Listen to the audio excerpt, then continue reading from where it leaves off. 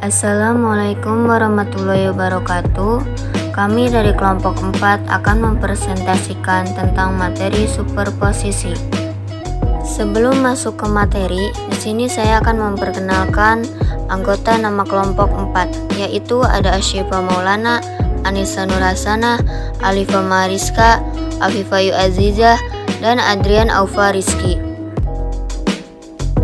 Teorema superposisi. Teorema superposisi yaitu memberikan suatu konsep rangkaian yang penting, di mana tiap sumber energi dipertimbangkan secara terpisah. Tiap-tiap efek kemudian dikombinasikan untuk memberikan efek total. Konsep ini dapat digunakan untuk analisis rangkaian yang sederhana. Beberapa pedoman pada rangkaian di mana lebih cocok untuk analisis superposisi, yaitu dibagi menjadi 3. Yang ke-1, lebih dari satu sumber energi. Yang kedua, sumber tegangan atau sumber arus. Yang ketiga, struktur rangkaian sempurna.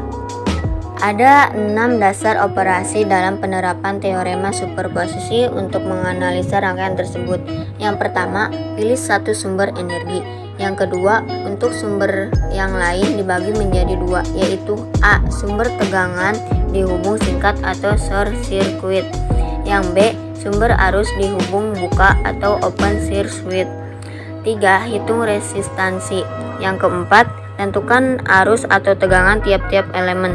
Catat arah dan polaritasnya. Yang kelima, ulangi langkah 1-4 untuk sumber yang lain. Yang keenam, jumlahkan hasil masing-masing secara dialjabarkan. Pada teorema ini hanya berlaku untuk rangkaian yang bersifat linear, di mana rangkaian linear adalah suatu rangkaian di mana persamaan yang muncul akan memenuhi. Jika Y sama dengan Kx, K sama dengan konstansa, X sama dengan variabel.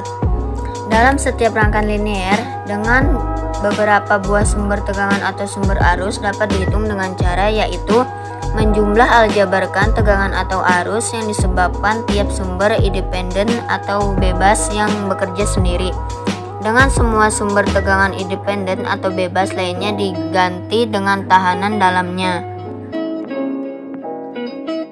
Di sini ada beberapa catatan.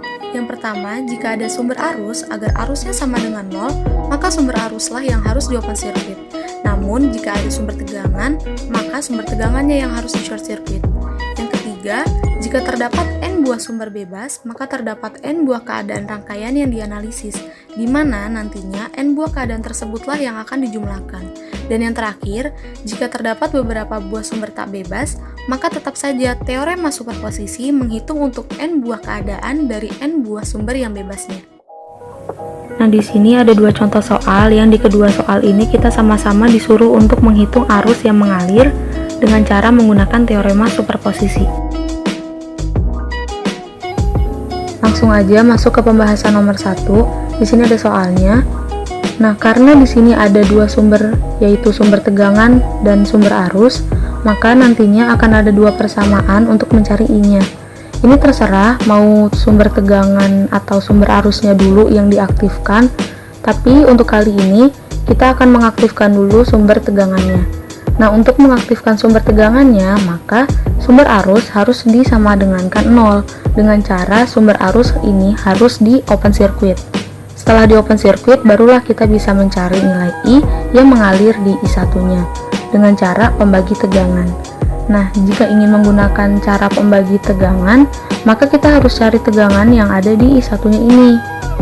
Oh iya, untuk 15 ohm yang ada di sini tidak perlu dihiraukan karena arus yang mengalir ke sana itu nilainya sama dengan 0 karena sudah di open circuit tadi.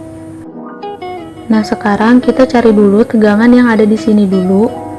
Itu V 10 ohm sama dengan 10 ohm dibagi 10 ditambah 10 ohm dikali dengan tegangan yang ada di sini 20 volt. Kita hasilin aja 10 ohm per 20 ohm dikali 20 volt.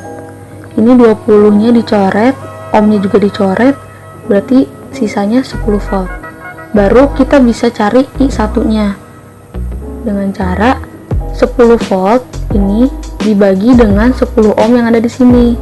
10 volt dibagi 10 ohm, hasilnya 1 ampere.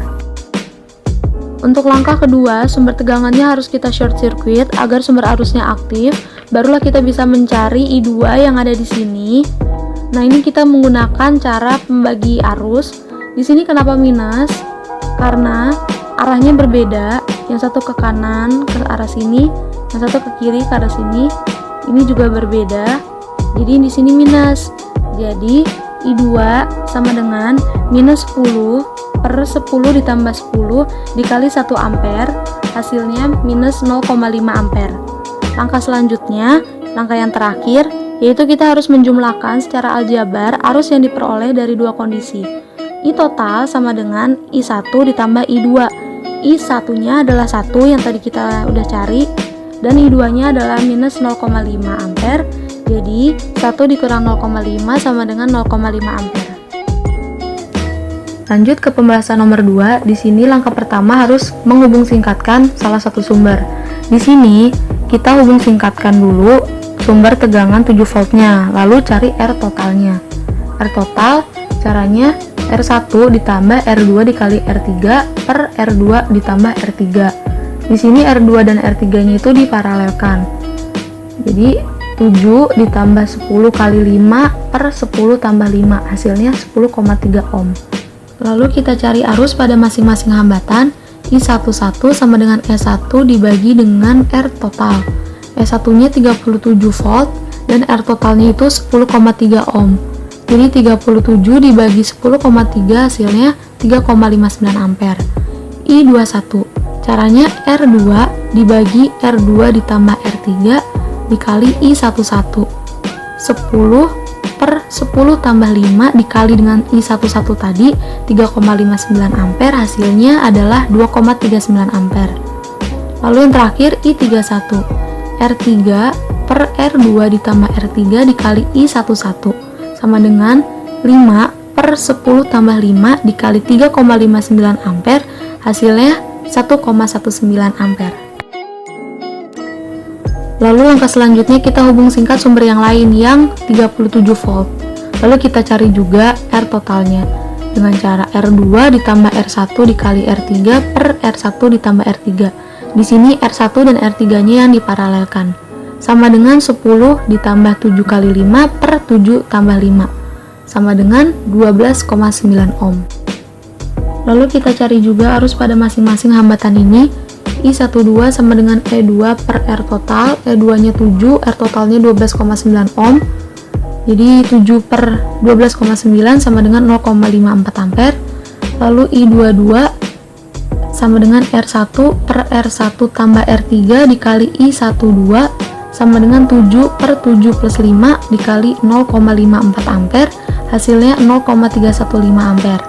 Lalu yang ketiga I32 sama dengan R3 per R1 tambah R3 dikali I12 sama dengan 5 per 7 plus 5 dikali 0,54 ampere, hasilnya 0,225 ampere.